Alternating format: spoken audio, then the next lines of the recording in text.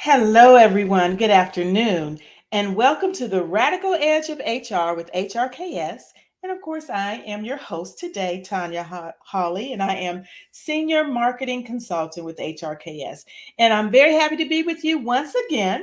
And I'm really excited because you know what it is? It is Women's History Month, and we're going to celebrate that. And what better way to celebrate Women's History Month than to have some women who have their own business and going to share some things about their businesses and some of the things that they've encountered, some obstacles on the course to where they are now. So, without further ado, let me introduce you to our special guest. We first have Miss Lauren Bishop. Hi, Tanya. Hello, Lauren is president and partner of Pivotal Retail Group. Welcome, Lauren. Thanks for coming. Thank you so much for having me. My pleasure. And our second guest is none other than Miss Melissa Semones. Welcome, Melissa. Thank you. Melissa is president and owner of Quantum Installation Group. So, a warm welcome to both of you, and thank you so much for joining me this afternoon. We appreciate it. Thank you. Yes, My absolutely. pleasure. So let's go ahead and get started. As I said, it's Women's History Month, and these are women in leadership. And we want to just talk a little bit about being in those positions. But before we officially get into that, I'm going to let both of you introduce yourself and just tell us a little bit about your company and what it does. So, Lauren, if it's okay to start with you. Sure. My name is Lauren Bishop. I am the president and partner of Pivotal Retail Group. We are a retail solutions company. We meet with retailers all the time who are trying to endeavor on a new program that may be happening in their stores. We can be a full solution turnkey problem solver for them. If they are wanting to remodel their store, they don't have a clue what it looks like today. We can send folks out to collect all the attributes, come back, put it in a blueprint, provide them a detailed plan of what the store currently looks like. They can draw up a proposed plan, and from there we can either execute that plan for them, or we can actually even act as an owner's agent and provide them project management and hire the people to go do that work for them within their stores. So we do a lot of different things, but anything at retail we can help somebody with. Wow, that's really interesting. No one knows what goes on behind the scenes when those kind Yeah, of things. we're really the people who kind of aggravate everybody when they went to the store yesterday and they knew where something was, and when they come back today, it's in a whole nother spot. Oh, that's you. That Okay. is us, yes. Oh, That's okay, one of the Lauren. many things we do. Mhm. Thank you for explaining that. Now we know who to be frustrated with. That's right. Melissa, could you please introduce yourself? Tell us a little bit about your company. So, Melissa Semones, I'm president and owner of Quantum Installation Group, and we are a general contractor nationwide. And we specialize in the retail environment, similar to Lauren, but we are more of the execution arm. So, we are the boots on the ground that is doing the work, whether it's interior remodels and renovations, new stores, a lot of fixture installation, a lot of merchandising. And we go all over all 50 states and including Puerto Rico. And similar to what Lauren said, you know, when you walk into a store 2 weeks later and everything is different, everything has changed, and hopefully it's refreshed and looks great. That's us behind the scenes, typically working overnight doing that type of work. Wow, thank you for sharing. That's very interesting, that line of work. I never would have thought about what goes into that. We just know Mhm. we walk in and everything's different. It Right. is it is a hidden industry. Yes, Absolutely. that's Yes. a Mhm. Yep. A lot of great. people assume that the store does it themselves, but that's Uh-huh. usually not the I case. did assume that. Mhm. I did. I figured they figured out where they want things. And let me ask this quick question. So when you do that and it's a chain store, do you have to do all the stores? Is that what happens? You have to go into each store and throughout the country and do that? Yeah, and the retailers will usually determine how many stores they want to impact. They Okay. may do a test where they take their top 50 stores or top 10, and then they'll run some analysis on that. But a lot of times it is all of the stores in the chain. Okay. Melissa, were you going to say something? Nope, Lauren covered it. Okay. Wonderful. Okay, great. That is quite interesting to me. I never would have known. So thank you for Yeah, sharing it's not something you go to school for. You don't go, you know what, I'd like to go in that retail world and mess everybody's stores up and confuse everybody. Yeah, most everybody in this industry kind of stumbled into it. that. Kind of just, something that happened and wasn't something that you planned for, you went to school for. Yeah. And another question I just also thought I want to ask. So, is this just something that I know it's nice to just like a house, you want to just something new, refresh it, and all of that. But does it show, or do statistics show that there's also something behind, and you make more money when you switch it up, or is there something that goes along with that? Yeah, the retailers call it a lift. So that's one of the things they gauge. So like Lauren mentioned, they typically do a test store or test market of Hmm. stores to make sure that they realize that lift, and then they'll launch it out. And usually it's they're targeting a particular category. Right now with online sales the way they are, a Mhm. lot of what retailers are doing in their brick and mortar stores is combating that online sales. So there's a lot of change in the stores to designate particular areas for buy online, pick up in store. Okay. Just a lot of that is going on. And then also another thing they're doing is queuing. If you're a shopper of TJ Maxx, Mhm. you go down that one long line before you Yes. hit all the registers, and that's in order to create an impulse buy. So a lot of retailers are doing that as well. So most of these strategic initiatives are to increase the likelihood that a customer is actually going to purchase that item. Okay. And yes, I know about those impulse buys. I Uh-huh. was They just get me every time. You're yes, the person they love. That's right. yes, I was just in Yep. Marshalls the other day, and it's and Marshalls and TJ Maxx both have them. Mhm. it's very long, and a Oh yeah. lot of stuff they have there. Oh yeah, it's intentional. Oh Oh, yeah. Yeah. I know, Uh-huh. just like the candy at the checkout in the That's grocery right. store. Yes, I know. Uh-huh. Okay, well, thank you for that information, those little tidbits. Let's move right along just to hear some more about you all and your journey. Now, your journey to this position, because I know, like you said, you did, first of all, you didn't just wake up and say, I want to do this. It's something that happened. And also, you both are women in an industry that I question how many women are actually in top positions in these type of industries. So just tell me a little bit about your journey and any obstacles you may have had to overcome those journeys. And Lauren, would you like to start? Sure. Or, okay. Sure, absolutely. It's interesting. I started in this business probably 35 years ago. I know I don't look that old, but maybe I do. But yeah, and I started off. I was in the working in the Home Depot in the store, and there were these people that came along that were doing all of these changes, and I'm like, wow, I'd like to get into that business. So Oh, one of the first things, I interviewed with this company, and I mean, literally, this has been 35 years ago. The first question, that the conversation started, and he's like, well, we've never hired a woman to do this. Are wow. you sure you're going to be able to do this? I mean, it's a lot of heavy lifting. You're traveling all the time. You're on the road. And really, I mean, we've never had a woman apply for this. And Wow. so I said, I'm not afraid of any of that. And his next question was, well, do you plan on getting pregnant? Because we don't have any kind of maternity leave. We don't have Oh, any kind of insurance to cover any of that kind of stuff because we've never really had women do this. And I'm like, am I okay in the camera? Because I don't know that you can really be asking me this I was question. just going to say, you're talking to me from an HR company of a Right. area, but I Yeah. know I that. won't tell you some of the other things he asked me, but I was Well, like, that was 35 years ago too. that's right. Yeah. They could probably get away with it. And Good well, they point. did. And I Uh-huh. was like, you know what? I don't care. It's not a problem for me. I cannot wait. I want to do this. This is something I want to be involved in. So yeah, those were some of the things. And as you mentioned, going along, it is very much a male dominated world that we're in in this industry.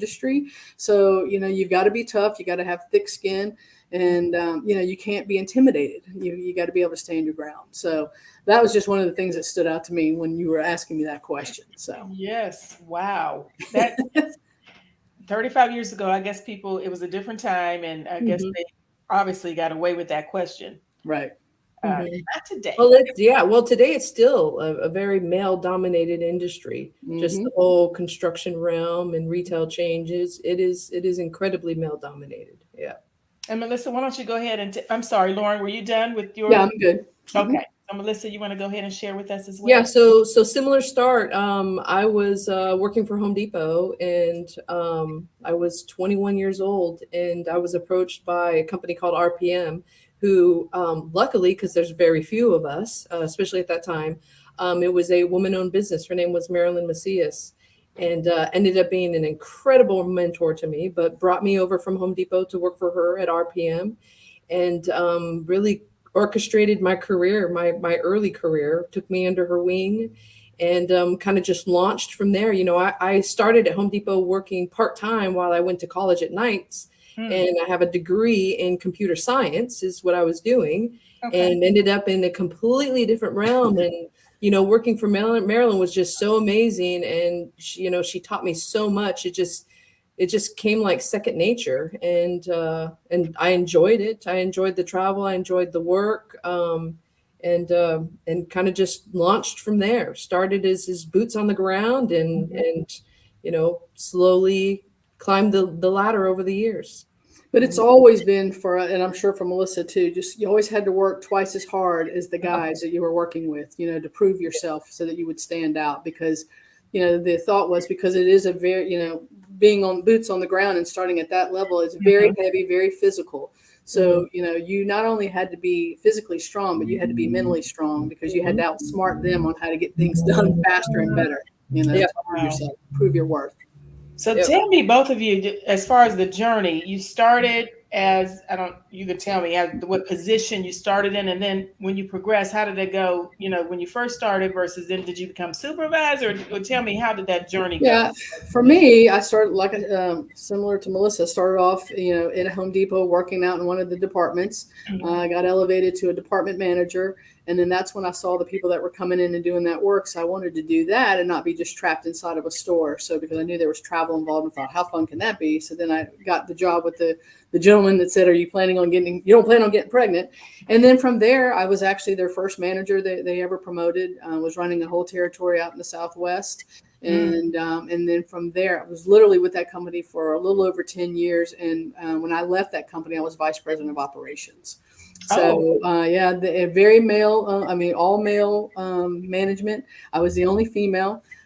Still, the owner of that company is still very near and dear to me.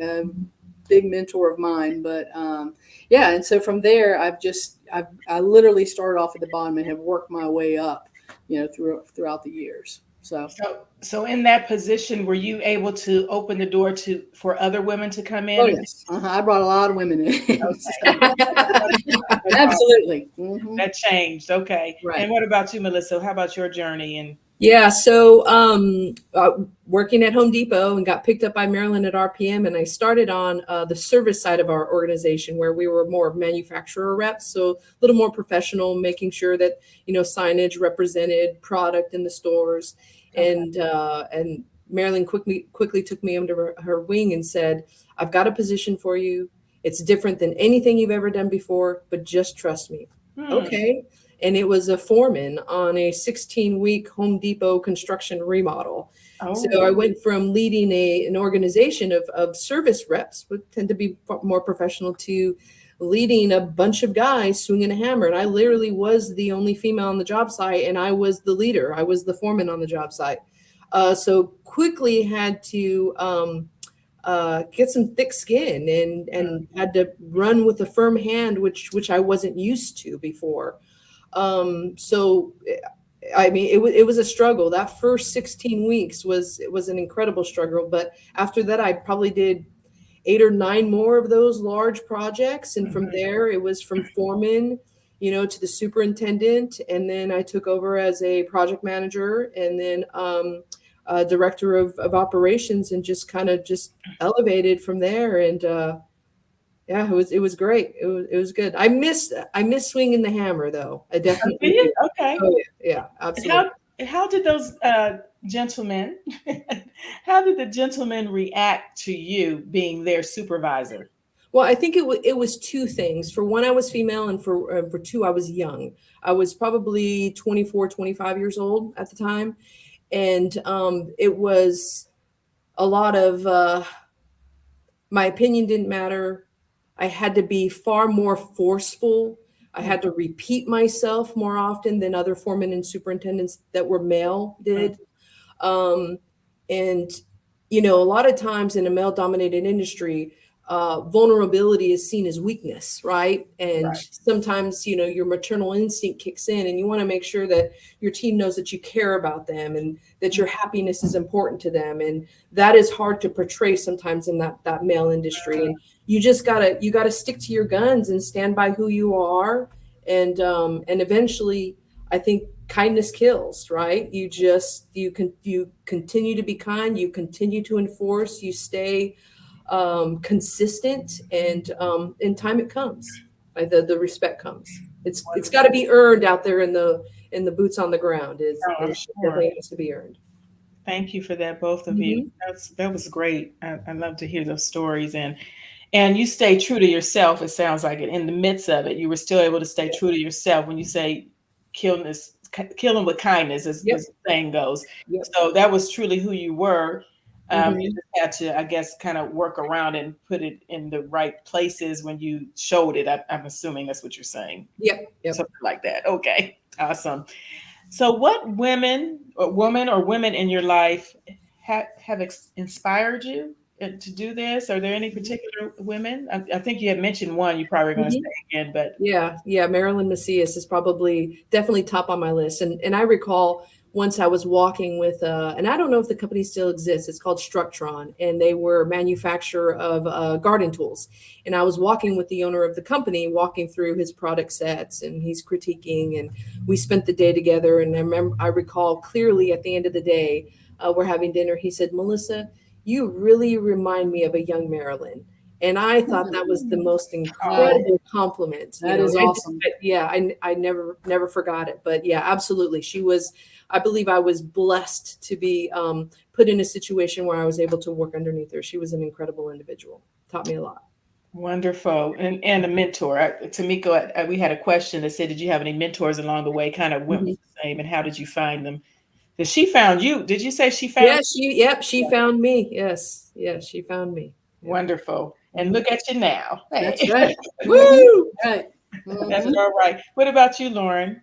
So, Anyone? it's unfortunate that in my business career that I've had very few female leaders Hmm. that I could mentor under. I had a lot of male, Mhm. mentors, but I would say for me, by far, it would be my mom, right? My Mm. mom was divorced and when I was very young, and so she was a single mother, trying to raise me and herself and get us through life. And fortunately enough, she got married later on, and then she had a phenomenal career with a company called National Laboratories, which they manufactured Lysol. And you don't really realize how much your parents give up for you, and the sacrifices they make. But she was busting her butt every day. And then she had another child. So I had another sibling. And so she was not only working her job, she was, trying to hold her marriage together and then also raising two kids. So she had three full-time jobs. And I'll never forget because when I think back, I was looking at my mom, who's, this pretty little lady, and her job was to go out and sell floor cleaner to grocery stores.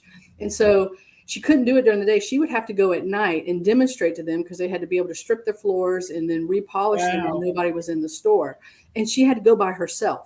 And they were always men there, not women. They're not out there cleaning the floors for these companies. And so she would take me with her on a couple of the events. And she's like, now, see, when I'm ready to retire, you can take over this account, and I'm thinking, I don't want to be polishing floors. It's not my gig, right? Right. But it taught me a lot, and I'm thinking, wow, I mean, she was brave, going out at 1 and 2 o'clock in the morning into these stores, into these small towns, doing all of this stuff. So when I think back on my mom and all the things that she's done, raising two kids and holding down that job and maintaining her marriage, she instilled in me my work ethic and Hmm. by far how important it is to maintain a work-life balance.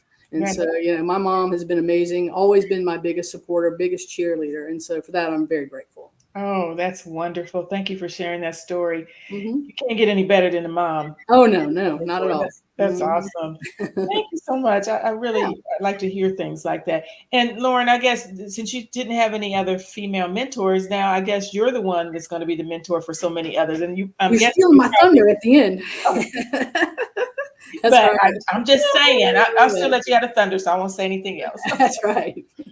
Um, so if you could give one piece of advice to businesswomen, what would it be? And Melissa, I'll let you go first since we made Lauren go first. It'd probably be three things: is don't give up, don't get discouraged, and then I think more importantly is to make sure you're connecting with other female, whether it's Mm, peers, entrepreneurs, whatever that is. Since Lauren and I actually know each other extremely well, and since we've connected and been able to bounce things off of each other, I've definitely experienced some internal growth and some improvement in my leadership skills. So I would definitely say those three things: don't give up, don't be discouraged, and find other women like you out in the business world and connect. I love it. Thank you, Mhm. Melissa. And how about you, Lauren? So it's funny. One of the things you said earlier, I was debating between two things, and one was stay true to yourself because I firmly believe in that wholeheartedly. But then what stuck out for me most was be confident in everything that you do, because when Okay. you lead with doubt, it's difficult to have a team follow you. And I think Mm, men also, they're looking for that weakness in you. So especially in our industry, you have to be confident in the answers that you give. And even if you don't know the answer, you have to be confident in the answer that you give to them, that you will get back to them. So to okay. me, that's one of the most important things. Great. Thank you for that. Hey, Cherie. Cherie has joined us, and she kind of was asking the question I just asked. She asked, "What advice would you give to women who aspire to build a career in non-traditional fields that are typically filled by men?" Is there anything else you want to touch on for that question, or think you pretty much answered it with the last? Yeah, I think the biggest point, and you've made it, Lauren has made it, is stay true to yourself. Great. Is be who you are, and don't change it. Women are different for a reason, right? We've got that natural maternal instinct in us, and grasp it, hold on to it, and just Mm, be who you are. Yeah, I would say, because if you have a situation where either the company or somebody that you're reporting to is asking you to do things that go against your moral compass, it's oh, not the place to be. Yeah, oh, that's It's good time to stuff. make a change. yeah, Thank you. Yeah, That's good. yeah. Cherie said hashtag lead with confidence. Yes. that's right. Yes, Yes. Mhm. And so we're actually almost done. I just have one more question for you. It went really fast, didn't it? Yeah, it did. So we all know it is Women's History Month. Um, what does that mean to you all? Can you give me some input on that, just Sure. overall? For me, I'm just so grateful for all the women who came before us and all their efforts and their bravery that have Mhm. afforded us the opportunity to be where we are today. For me, as a woman in leadership, my role is to make sure that I can help pave the way for the women in my office and outside of this office to help them succeed in what their goals are. We're Mhm. fortunate enough. We have a female controller that we just put into place. We Wonderful. have a female HR director. And it's going to sound like I don't like men, and that's not the case. That's not the case, We but do have a few sprinkled around here, but I've always been like, I don't care if you're male or female. I want to hire the smartest and the that's best. the But person. I'm just Yeah. very confident in our team, and I feel very blessed to have the team of women that we have working for us, and men. And Mhm. it didn't sound like you didn't like men. Okay, good. It sounds like they've dominated the industry for so long. You were finally making moves to get them in there so they can Right. also have an opportunity. So it didn't Absolutely. sound like that at all. Um, Okay, good. Paving the way, it paving the way. is. hmm So how So, about so similar to like Lauren said, I think that Women's Month is definitely a time to reflect on those that have sacrificed so that we can be where we're at, or they've taken their time and their effort to mentor other women as well. And then also to kind of sit back and look at what we've achieved and give ourselves some appreciation. I know I get Hard. lost in the day-to-day operations sometimes, Mhm. and I'm just, you know what? Sometimes I just need to go ahead and give myself a pat on the back. And Yes. then I think the biggest piece of it is just taking the time and making sure that we're doing the right thing. We're targeting and being intentional with our efforts, whether it is targeted recruiting to bring on more women into the organization, Mhm. whether it is mentorship programs with other other Yeah. women in the organization, joining women in business organizations as well. I think it's just to make sure that you're doing a gut check and that you're doing your part to continue to improve the business world and the opportunities for other women. Great. Thank you for that. So, is there a special effort? Well, let me ask this question. Are we still a minority in this industry? Is still, Oh, Oh, yes. 100%. yeah. Yes, no doubt about it. Yep. So, is there a special effort being made, or should there be for more females to be in this industry? Absolutely. And we're hiring every day. So I love it. I love it. That's good to know because we love women Uh-huh. out there. yeah, I mean, I think in our industry, especially because, project management is a huge piece of this. And, being on the construction side, you'll always see, We have, not because we haven't tried, but we have one female project manager and I've got 4 or 5 male project managers, so trying to, there's a lot of organizations that have started up with women in construction, trying to get them, into that field. Because there was a stigma for a while that construction was, oh, you don't want to go do that. And now it's a phenomenal career. And so they're really trying to get women and boys, men, everybody into this field. So, yeah, I absolutely, because we're more detailed, Yes. So I would love to have more women. That is so true, Lauren. That's a good point. And we Pay multitask attention a to whole those lot better. details. Yep. What'd you say, Melissa? I'm I sorry. said pay attention to those details. That's right. That's Yeah. right. That in our industry, that's really kind of what defines you and differentiates you from the competitors is the attention to those details. Very good. Good point. Well, I thank you both so very much. This was very enlightening. Thank you for coming, joining us, Absolutely. and giving us this wonderful information. We'll tell people if they want to be in the business to contact you. Please. Yeah. Absolutely. We appreciate your time. We appreciate what you're doing. And especially during Women's History Month, we salute both of you in the area that you're working, what you're doing to just pave the way for others to come. So thank you both for that on behalf of HRKS and for being our guest today. Well, thank you so much. We appreciate that. Yep. Very welcome. Please come back and see us too. We'll talk some more. We sure will. All right. Thank you. Tanya. Have a great day. Follow us. You can find us on our website, hrknowledgesource.com. Like us on LinkedIn. Like us on Facebook. You can find us. Follow us at HRKS LLC. Thanks for joining us, everybody. Have a great rest of the day, and we'll see you next time on HRKS, the Radical Edge of HR. Bye-bye. Thank you.